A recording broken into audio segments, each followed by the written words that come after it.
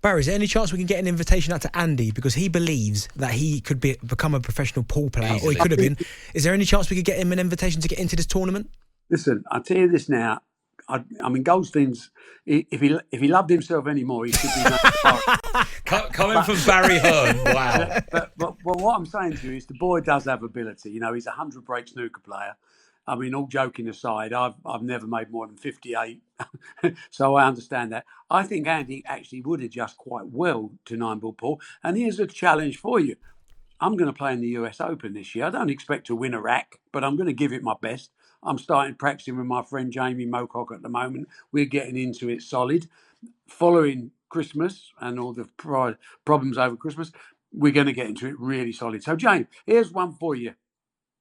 Why don't you come out and play as well? Oh, my goodness. There you go. Andy, there you go. Hold on. Play what? Play practice with you? No. Why didn't you come out and play in the US Open? And honestly, Barry, he's been talking at such a big game now. You've just asked him that question and his face is just froze. talkSPORT will sponsor you, mate. They'll sponsor you because they don't want everyone to think they're mean. They love sport. We all know talkSPORT loves sport. Let them put their money where their mouth is. I'm paying my exes. You pay yours. I'll see you out there. I'll have a word with Emily Fraser. You get a fast track just because of everything we've done with talkSPORT. Our way of saying thanks. We'll get you in. Now we'll find out. Have you got the bum for it? Are you ready? Barry, you know I've got the bum for it, right? How are you serious about this? Because this is like this. I'm literally now. This is when is it? I mean, obviously the answer is yes, without any chance. When is it? I'll send you all the details. Okay. Oh my God, look at that. But what I know is I'm committed. I'm going because it's a bucket list thing for me. I love sport, but obviously I'm no good at it. But I love the fact that we can just perhaps feel a little bit of the pressure these great players play. And you're playing in the US Open. In the 43rd year of its existence, you're playing for a trophy that has got every major name in the world of pool since the inception. So it can't be any bigger. Don't hold your breath. It's going to be tough. But listen, you must never say in life, I should have. What you should say is, I did. Do you know, Barry, I'm thankful. Even I'm not playing. I'm very thankful for you doing that on the radio because he talks a great game before you just invited him into that tournament. Barry, firstly, I love you. Secondly, is what happens when I win it? Then I'll manage you and I take all your money.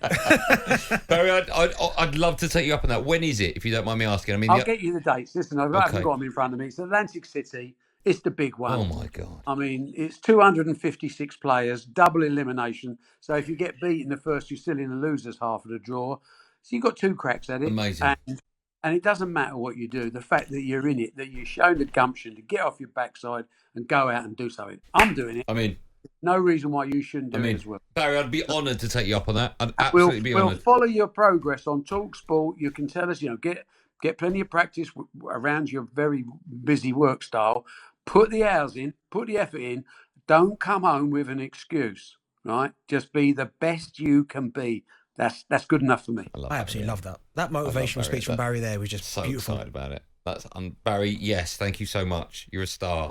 Amazing. You can tell your governor you can wear a talkSPORT logo on your waistcoat. Oh my days. Okay. I mean, he's got to pay me for that, but yeah, potentially. No. Listen, he picks up your airfare. He's done you a favour. Oh yeah, fine. That's what I meant. Yeah.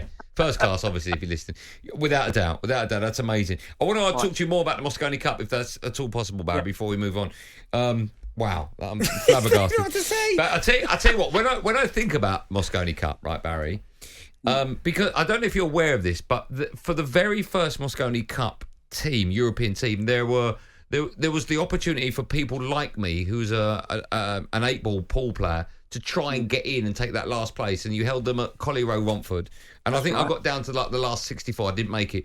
But the reason I'm asking this is because back in the day when the Moscone Cup started out, you had people like, of course, El Strickland, but you also had snooker players in it. Jimmy White, Alex Higgins, God bless him. You had Ronnie, you had Steve Davis, obviously. Oh, yeah. I loved watching it then. I even watch repeats of that now.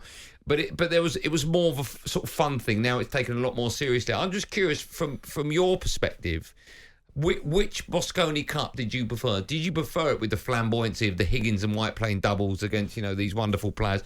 Or do you prefer it now where it's really, really serious and you've got, the mighty Americans taking on the best in Europe?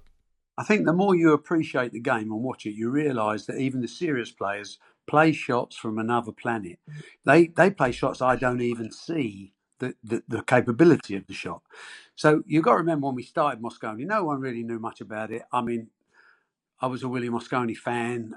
I remember being in his manager's office in New York saying, I want to do the Mosconi Cup.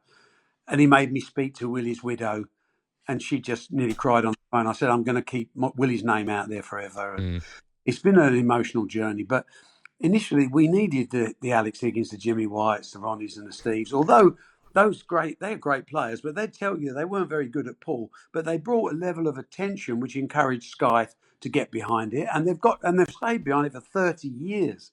I mean, now we have tournaments all over the world. I mean, last month we had 3,000 people at the final in Hanoi the other day. You know, when people feel the vibrancy of this game, the fact that it can be over in the first shot, the golden break, as you know, or it can develop a real strategic defensive mode. Every single leg, every rack is different. But the players are the characters, and they're all characters because they come out of the same background that the old snooker players used to.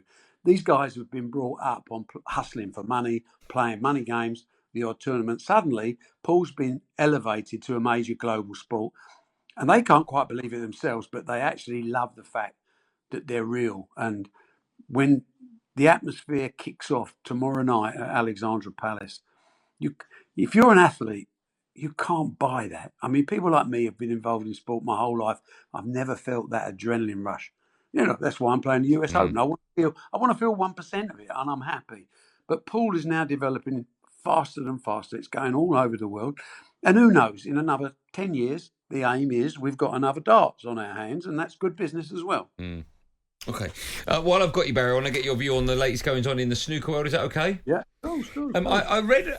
Listen, Ronnie O'Sullivan, of course, won his 8th UK, an incredible achievement. I read in the papers yesterday. Unbelievable. It was unbelievable. I read in the papers yesterday. He said that when he was asked how long he intended to keep playing on the tour, he said, and I'm quoting word for word, he said, as long as they want me, this is World Snooker, as long as they want me to keep playing, I'll play. But they sent me a letter the other week saying they want me to consider my future on the tour. Yeah, okay. Look, first things first, and I love Ronnie to death, and he's the greatest player that ever walked this earth. Obviously, World Snooker want him to play in every event. But Ronnie's Ronnie. Ronnie has his own views, and they do change by the day. To my count so far, he's retired 11 times, but he still now says he wants to play forever. And I'm just delighted. Look, I don't understand the boy. I love him. I think he's the greatest thing for the game. He's also the greatest thing for Ronnie O'Sullivan. It's natural human nature to be selfish. He wants the best for himself. He wants to be free to do whatever he wants whenever he wants. And sometimes those desires work to the detriment of World Snooker that looks after 130 players, not just one. So we've got, and the letter he got sent, by the way, was we're talking about, he's got to make a decision. Does he sign a new contract next year? Or does he, like he said 2 interviews before, I think I'll just go to China and play there. You know, I can't read his mind. I don't know. I wish I could. All I know is I want him, we want him, and the fans want him. So the choice is his, but it's got to be within the structure of the rules because we can't have anarchy because we're representing the benefit of all players, not just one. Barry, listen, thank you for clearing up. Thank you for coming on. I think all that remains is for me to say have a great Christmas and I'll see you in America. Let's go, baby. So, Barry, thank you so much for coming on. Thanks, Barry. You've made this young man very happy. You too. Thanks for coming on, Baz. Cheers, mate. Bye-bye. Thanks. There you go. There is no excuse now. The whole nation has heard you be caught. Say Barry will sort out for you. And I'm going. I'll do me a favour. I mean, that's like a lifelong dream to play the US Open. The amount of people that have said that on here as well. There's even a guy here, he says, deadly serious here, Andy. We will sponsor you for this with Team Sandhaven Car Sales. Well, don't name them yet. They haven't sponsored. There's opportunity for everyone to. I'm just obviously I've got to read out the text message. JJ. Let me just tell you now. Can I ask, did anyone in there know that? Did you know that was coming? You lot in the crash, you didn't know that either. Let me tell you now. The gale force is crossing the pond. Yeah? Oh, yeah. You definitely, you have to play. And you're all coming with me, right? We do drive live from the States, yeah? We've got to do that. Yeah? Let's go, baby. Let's go. talkSPORT Drive. Super opinionated sporting debate.